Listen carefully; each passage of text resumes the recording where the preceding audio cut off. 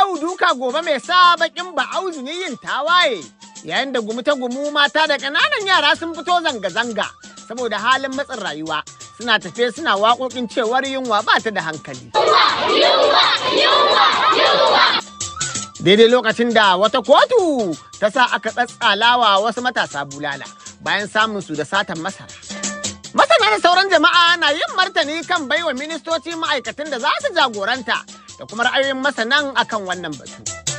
Yayin da rundunar sojin ƙasar nan ta tabbatar da cewa sojojin da 36 sun kwanta dama yayin artabu da 'yan bindigar dogo gide, rundunar tsaro ta DSS ta yi hasashen wani shiri na sake maimaita harin jirgin ƙasan Kaduna zuwa Abuja.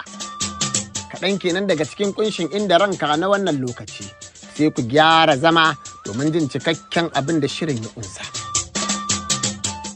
Jama'a assalamu alaikum, barkanmu da warhaka.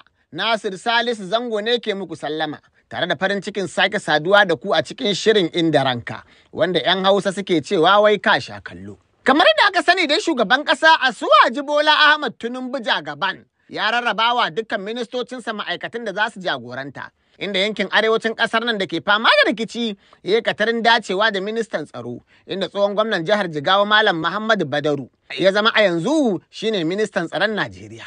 Tsohon gwamnan jihar Rivers wanda har yanzu ɗan jam'iyyar adawa ta PDP ne Nyesom Wike, a yanzu shi aka baiwa ministan babban birnin tarayya Abuja. Jihar Kano dai ta yi dacen ministoci biyu da suka haɗa da Dr. Mariya Bunkure a matsayin ƙaramar minista a babban birnin tarayya Abuja, sai kuma Abdullahi Tijjani Muhammad Gwarzo wanda shi ma ya cefe ƙaramin minista a ma'aikatar gidaje da raya birane.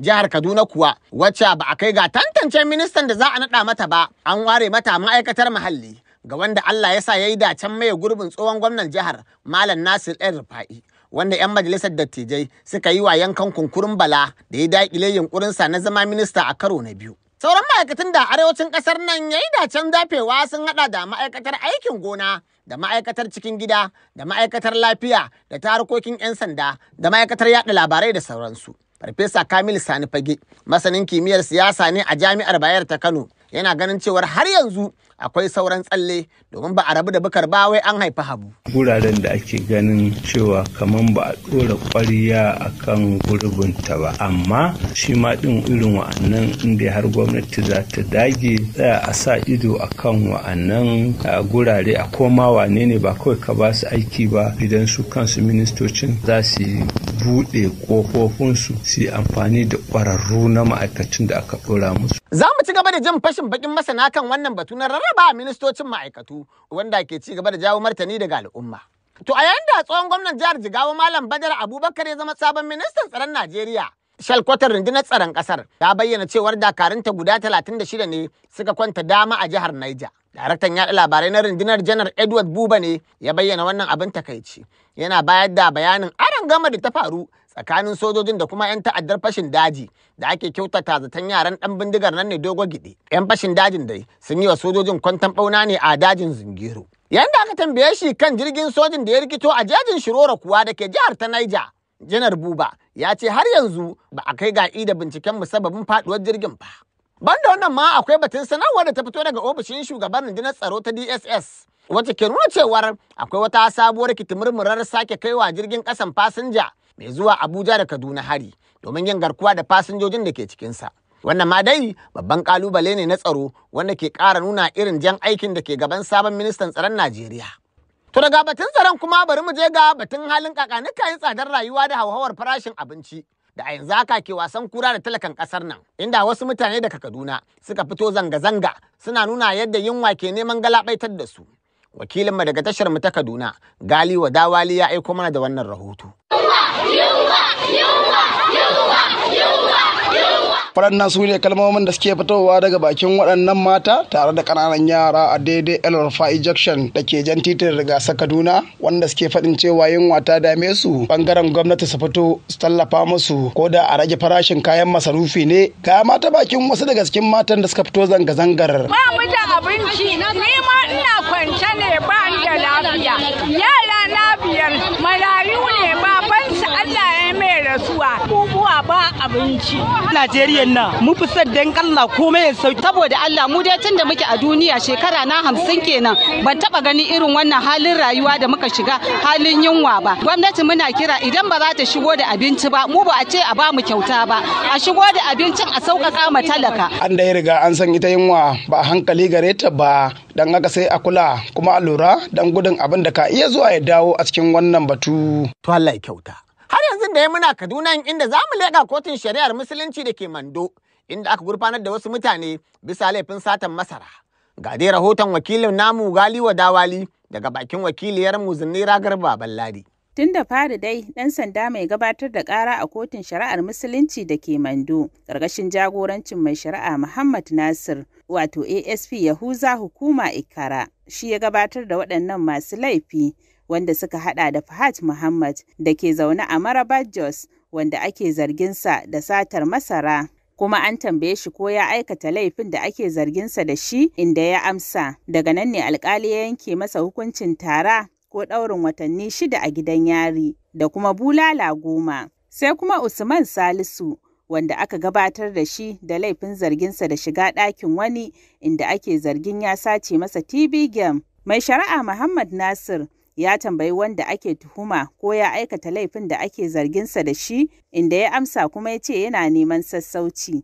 Daga nan ne mai shari'a ya yanke masa hukuncin bulala 10 da kuma tarar kuɗi wanda in ya gaza biya zai yi zaman gidan yari na watanni 2. To Allah ya kyauta. Masu sauraro shirin Inda Ranka kuke saurara daga nan Freedom Radio muryar jama'a. To madalla. Shugaban kwalejin shari'a da ilimin addinin musulunci ta Malam Aminu Kano wato legal.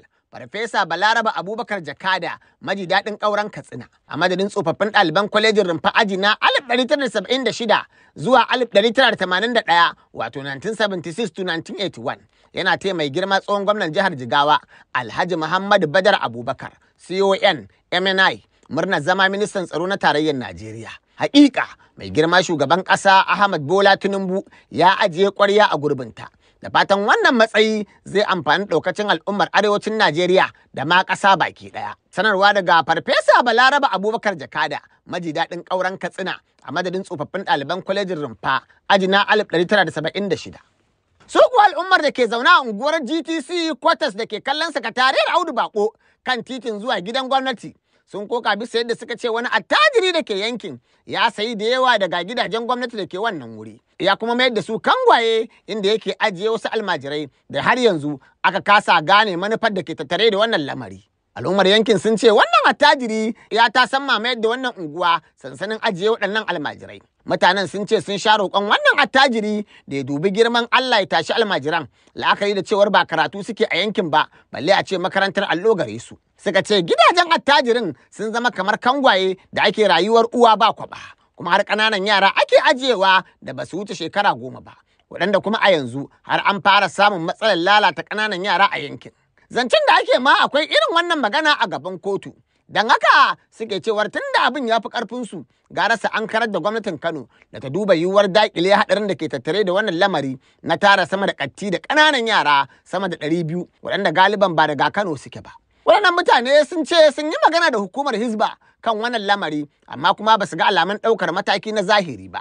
Don haka suke roƙon gwamnan Kano da kansa ya sa a binciki wannan batu musamman ma don kusancin wannan wuri da fadar gwamnati domin kuwa a cewar su akwai babbar barazana ga tsaron unguwar da ma Kano baki ɗaya. Masauraro za mu bibi wannan magana har zuwa ta don ganin inda gizon ke saƙa. To wannan kenan. Can kuwa daga kotun majistiri da ke noman silan ƙarƙashin mai shari'a Hajara Safiya Hamza. Kotun ta aike da wasu 'yan walawala zuwa kurkuku bayan da aka tuhume su da laifin yi wa wani ɗan adaidaita sau shigo ba zurfi da zimmar yi masa addu'ar samun kuɗi. Wakilin mu Aminu Abdu Baka noma yana da cikakken bayani. Bayan kammala binciken 'yan sanda ne aka gurfanar da matasan wato Usama Muhammad da Mubarak Ibrahim da kuma Ali Musa haɗin baki domin aikata laifi da kuma sata. Jami'in kotun Nazir Damisawa shine ya karanto musu kunshin tuhumar kuma dukkaninsu sun amsa laifinsu. Inda mai shari'a Hajara Safiyu Hamza da ke jagorancin kotu mai lamba 51 ta aike da su zuwa gidan gyaran hali har zuwa ranar 21 ga watan 8 na wannan shekarar domin musu hukunci. Ana da zargin su da tare wani direban adaidaita sau mai suna Ahmad Awal suka kuma faɗa masa cewar suna da lakanin da za su bashi inda yayi zai samu makudan kuɗaɗe amma inda za su je yayi hakan ba a zuwa da ƙarfe Ko da suka je wajen sai suka umarce shi da ya bar baburin ɗinsa a wajensu, ya je wajen ya kuma karanta abubuwan da suka umarce shi da yi. Bayan ya juya baya ne sai suka yi awon gaba da babur